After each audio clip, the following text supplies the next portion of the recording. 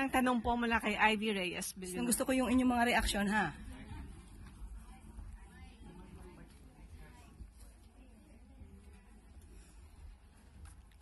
Hi, Yusek. Good afternoon po. News of the late Paulo Tantoco's death revealed cocaine overdose and remains an open investigation. Since he's part of the First Lady's entourage, may we know if the First Lady will comment on this? And from the Malacanang po, the presidential sister released a statement. Senator Amy is calling for a comprehensive report from the palace to dispel further speculation. Nakakalungkot dahil yung mga pribadong tao na nagluluksa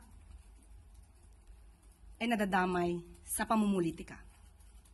Ginagamit ng ibang mga obstructionists para masira ang First Lady, ang Pangulo at ang administrasyon na ito. Nakakahiya ang kanilang mga ginagawa.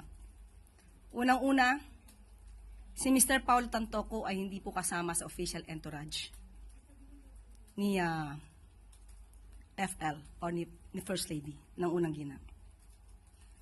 Nakakahiya dahil gumawa sila ng peking police report. Naturingan journalist, mga dating spokespersons, hindi marunong mag-imbestiga ng sarili. Hindi sila nagiging journalist, kundi nagiging propagandista ng kanilang mga sinusulong na interes. Ang sinasabing police report na naipost sa Facebook ay isang malaking kasinungalingan. Kahit kayo po mismo ay maaaring mag-imbestiga sa nasabing lugar, sa Beverly Hills Police Department, para malaman nyo na yung nilagay sa Facebook na may guhit na color pink, kung di ako nagkakamali, ang parting yon ay dinagdag lamang. Nag-start ang mga salitang, and I quote, and the cause of initially suspected to be drug overdose up to the word Miro, yan po ay dinagdag lamang.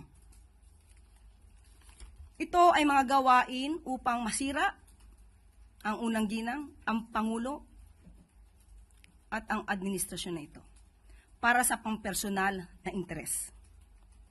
Tandaan po natin, ang unang ginang po, nung siya ay nasa Los Angeles, ay meron po siyang security service na provide ng US. At meron din po siyang kasamang PSG.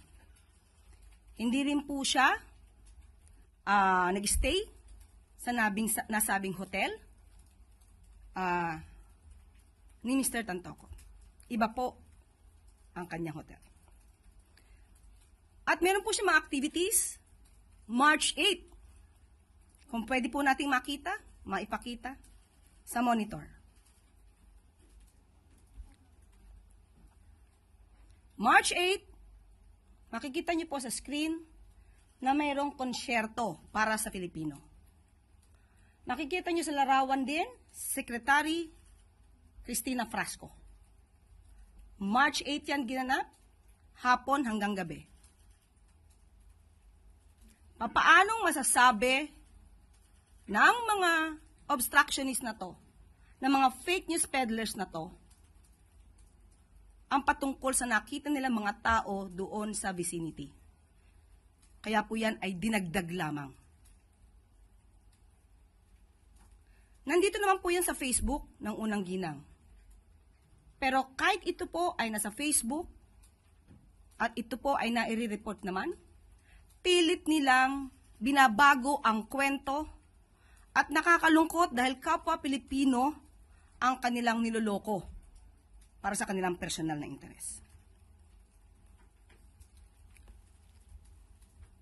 So muli, sa mga journalist na nagpapanggap na kayo journalist, pero lumalabas na kayo propagandista, maawa po kayo sa bansa. Maawa po kayo sa taong bayan. Huwag niyo pong lokohin ang mga Pilipino.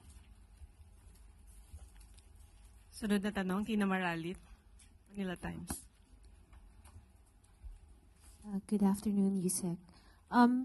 Last July 12, the country commemorated 9 years of the arbitral ruling on the West Philippine Sea favoring the Philippines.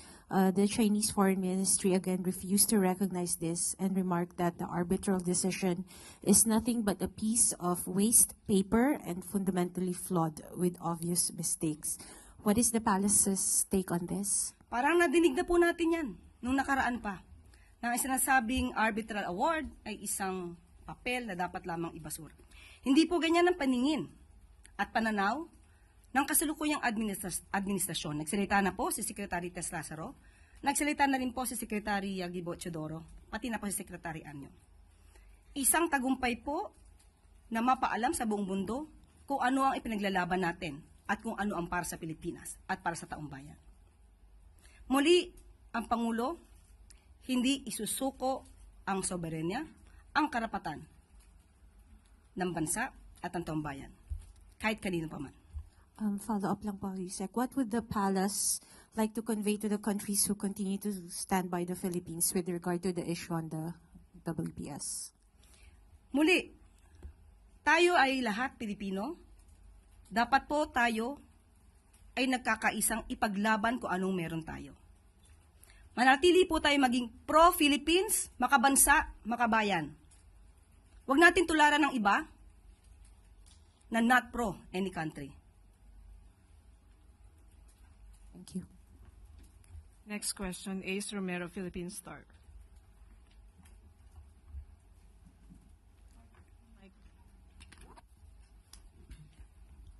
Yusek, a year after the ghost employee scandal at the Bangko Sentral, no, the two former monetary board members, Aquino and Tolentino, have not faced any charges. No, the BSP said no legal action was taken against them, as the matter now lies with the office of the president.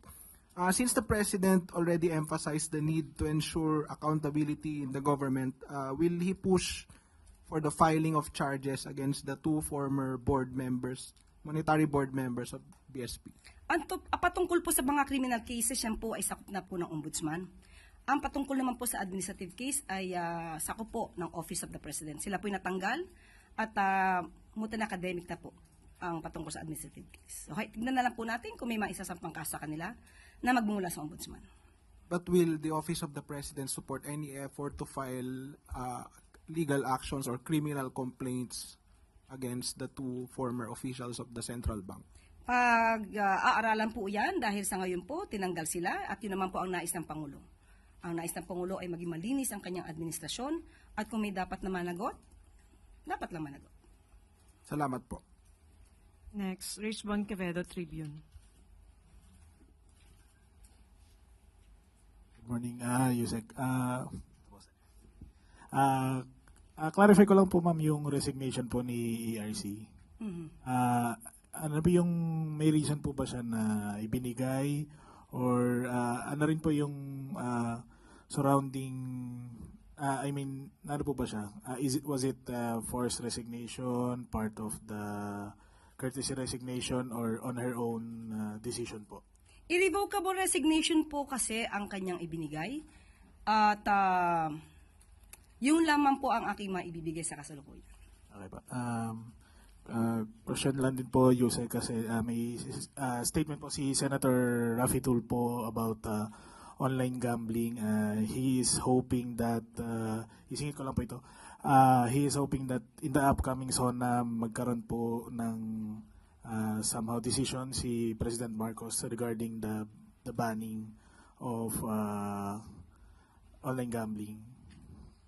Ang mga pagpapasyang ganito po ay talagang pinag-aaralan kung ito ba'y makakaapekto sa ekonomiya, makakaapekto sa mamamayan, at hindi po tayo maaari magpadalos-dalos dito. Dahil minsan ko po, kapag ka po mismo ang legal at license na mga online gaming sites ang iyong ibaban, mas dumadami ang mga illegal na online gaming sites. At yan po ay mas nakakaapekto sa ekonomiya. So pinag-aaralan po yan ng Pangulo. So wala po, ma'am, na ongoing po, ma'am, right currently po, ma'am, may discussion po ba with the President Marcos and concerned agencies regarding po dito sa issue na to kasi nag-viral na po siya and across all industries na po para naapektuhan na rin siya. May discussion po ba with Opo, pinag-aaral po siya. on my part na lang po, Yusek. In relation to the upcoming SONA, may last time po kasi nagkaroon ng parang letters na natanggap si President Marcos from yung mga supporters niya, yung mga gusto po magpahatid ng mga mensahe. This time po ba may ganun po ba ulit na pangyayari? Something that the Filipinos would want to hear from the President or something that would help the President decide on his agenda in the next 3 years? May ganun po ba? Meron po. Ano po? Meron pong ganyan. Malalaman po ba namin dito, Yusek, or abangan na lang po namin sa... Mas masarap yung exciting part sa SONA. Diba? Thank you po, Yusek. Next, Dexter Cabalza, Inquirer.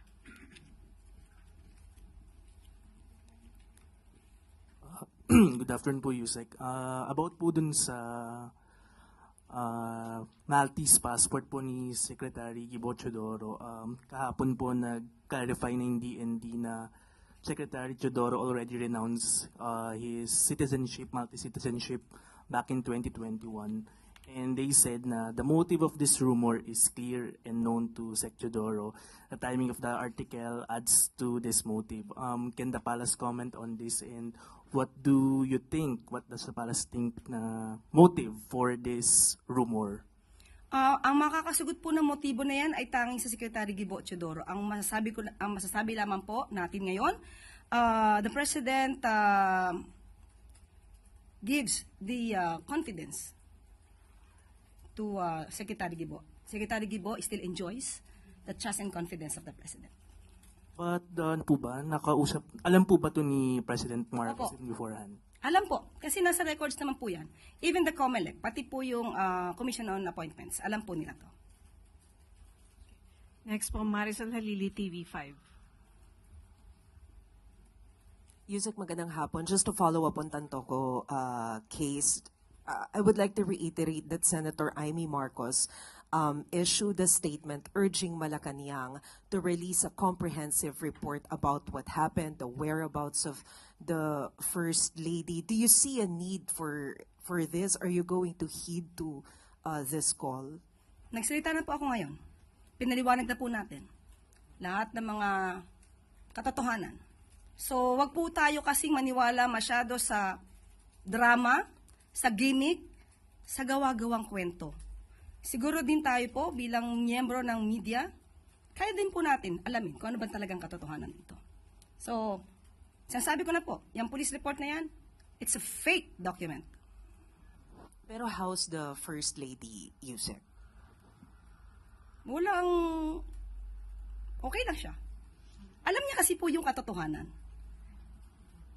Sa totoo lamang po ayaw niya sana to nang lumaki pa dahil ang administrasyon na ito ay para ipakita ano bang ginagawa ng Pangulo, anong trabaho ng Pangulo, at paano ba kami magtrabaho para sa taong bayan.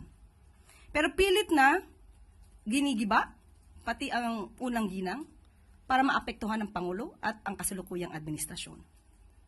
Pero wala pong ikinababahala ang unang gilang dahil alam po niya ang katotohanan at makikita mismo ang mga records na yan. So ang dapat mabahala dito, yung mga naninira sa kanila dahil hindi nila magigiba sa gamit na to, ng mga fake news na to, ang administrasyon na ito. Chris Jose Remate. Good afternoon, ma'am. Ma'am, tumaas po yung trust rating ng Pangulo noong May 38%, ngayon June 48%. Ano po yung nakikita nating factors na nakatulong para po tumaas yung trust rating ng Pangulo despite po ng political noise at pamumulitika laban sa kanya at sa administrasyon po? Oo nga, no? Kahit na sobrang panggigiba sa kanya ng mga obstructionist na ito na walang magawa kundi manira na manira at hindi makita magagandang trabaho ng Pangulo. Sa ating palagay, yung mga taong, mga respondents dito, na siyang naging parte ng survey na ito ay nakita nila kung ano ba ang ginagawa ng Pangulo at ng administrasyon.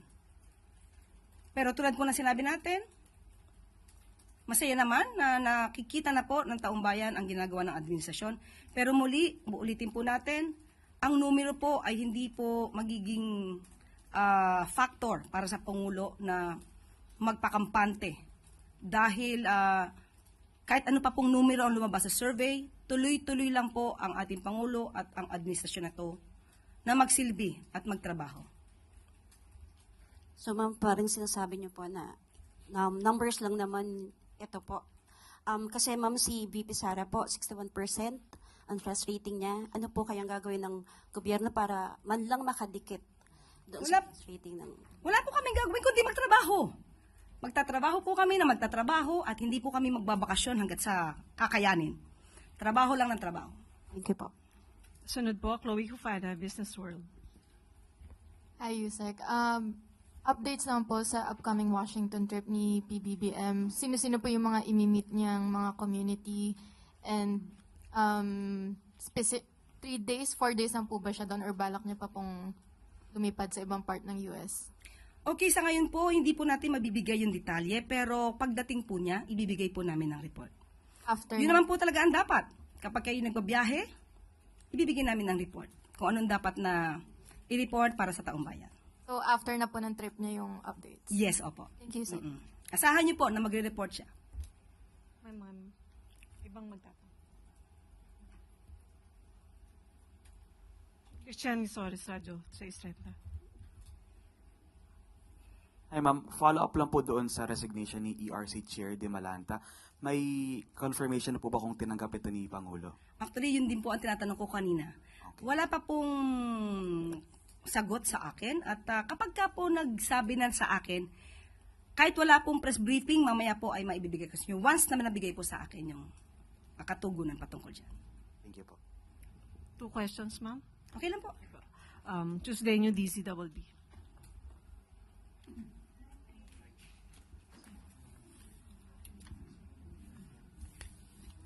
Hello, ma'am. Follow up lang po, ma'am, sa SONA. Sabi nyo, past weeks ay baka itong following weeks makapagbigay na kayo ng other details. So, may we know, ma'am, kung ano ba ang magiging tema ng SONA ni Presidente, kung mayroon na po bang, kung siya na mismo yung gumagawa ng kanyang magiging speech, or ano po ba yung iba pang mga detalye ng SONA niya? Sa ngayon po muli at hindi pa rin po ako nabibigyan ng anong detalye, pero ito po ay piniprepare na po ng Pangulo. Siya po mismo ang nag-aaral at kung ano kanyang isisiwalat at i-report sa SONA. At kapag ka po nabigyan ko po kayo, kahit hindi nyo na po ako tanungin, ilalagay ko po agad sa press briefing natin. Thank you po. Last question, Pia Gutierrez, ABS-CBN. Quick follow-up lang dun sa Tantoko. Are legal actions being contemplated, lalo na dun sa mga nagpakalat nitong fake na police report, especially that this concerned the First Lady po? Pag-aaralan po yan. Mukhang napapanahon po, pero pag-aaralan po. Hindi po dapat manatiling ganito na dahil isang journalist o isang parte ng media nagsasabi ng kasinungalingan at maaaring paniwalaan ng mga kapwa natin Pilipino. So nakakalungkot po yun. At medyo nakakahiya. Okay. Para sa soberanya ng Pilipinas sa West Philippine Sea, sang-ayon sa paninindigan ni Pangulong Ferdinand R. Marcos Jr., patuloy na ipinaglalaban ng pamahalaan ang soberanya ng Pilipinas sa West Philippine Sea sa pamamagitan ng diplomacy, capability, building international partnerships, at mapayapang pamamaraan. Patuloy din sa nahinihikayat ng Marcos administration ang taumbayan na suportahan ang gobyerno upang igiit ang 2016 South China Sea Arbitral Award bilang pundasyon ng national sovereignty. Sa Pulse Asia Survey na ginawa noong June 26 hanggang June 30, 73% ng mga Pinoy ang gustong ipagpatuloy ng pamahalaan ang sovereign rights ng Pilipinas sa West Philippine Sea. Kasalukuyang ginugunita ng bansa ang 9th anniversary ng Arbitral Award, patunay na nagpapatuloy na commitment ng Pilipinas sa rule of law at sa UN Convention on the Law of the Sea. or UNCLOS. Ang nasabing award ay nagpawalang bisa sa historic rights at 9-dash line ng claims ng China. Isang kumpirmasyon sa sovereign rights ng Pilipinas sa loob ng exclusive economic zones sa bansa. Nilinaw din dito ang maritime status ng ilang mga features sa South China Sea at nakukundina sa panggugulo sa mga Filipino vessels at environmental destruction na dulot ng pagbuo ng mga artificial island. Naninindigan ang Marcos administration na nanatiling legally binding at nagsisilbing cornerstone ng international maritime law ang arbitral ruling na siya ring nagsilbing gabay sa national policy, kabilang na ang Philippine Maritime Zones Act at nagpapalakas sa legal at operational posture ng bansa.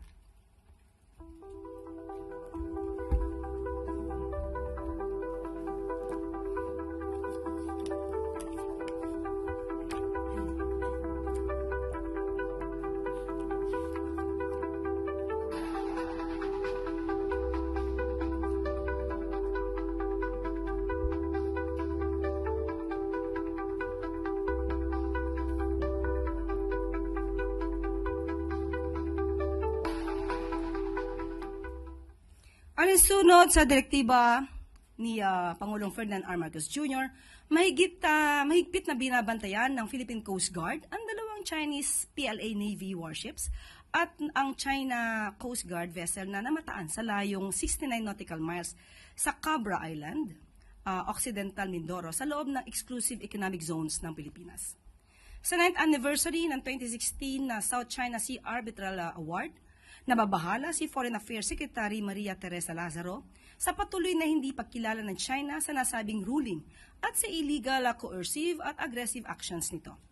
Naniniwala si Secretary Lazaro na ang pagpapatatag ng kaayusang nakabatay sa mga alintuntunin at mga pagsulong ng arbitral award ay nakasalalay sa diplomasya. Sang-ayon din dito si Defense Secretary Gilberto Teodoro at naniniwala na ang pagdepensa sa sovereign rights at jurisdiction ng Pilipinas ay hindi isang act of provocation, kundi isang sacred at fundamental duty ng bansa at pagpapakita sa responsibilidad ng pamahalaan para sa bayan. Binigyan din ni Secretary Teodoro na ang liderato ni Pangulong Marcos Jr. ay kumikilala sa international law hindi bilang isang principle kundi bilang isang lifeline. Isang matibay na deklarasyon na ang tanging lehitimong gabay sa kilos ng mga bansa ay sa pamamayani ng batas at hindi kailanman ang pamumuwersa ng kapangyarihan. Ayon kay National Security Advisor Eduardo Año, hindi mabubura ang anumang uri ng pananakot at misinformation ang final at legally binding arbitral ruling. Kabilang na ito sa matatag na pandaigdigang batas at patuloy na nagsisilbing tanglaw para sa lahat ng peace-loving countries na nagtataguyod sa rule of law. Sa ilalim ng Marcos administration, kasama ang kapangyarihan ng international law, hindi aatras ang Pilipinas para sa laban sa soberenya sa West Philippine Sea. To China PLA Navy Warship 793. This is Philippine Coast Guard vessel BRP Teresa Magbanua, MRRB 9701. In accordance with the Republic Act 12064, the Philippine Maritime Zone Act, the United Nations Convention of the Law of the Sea of which you are a party, and the 2016 Arbitral Award, we are conducting maritime law enforcement operation. You are advised that you are currently sailing within the Philippine Exclusive Economic Zone at approximately 60 nautical miles northwest of Cabra Island, Mindoro, Philippines. You do not possess any legal authority to patrol within the Philippine Exclusive Economic Zone. Your legal activities will be reported to the higher authorities over.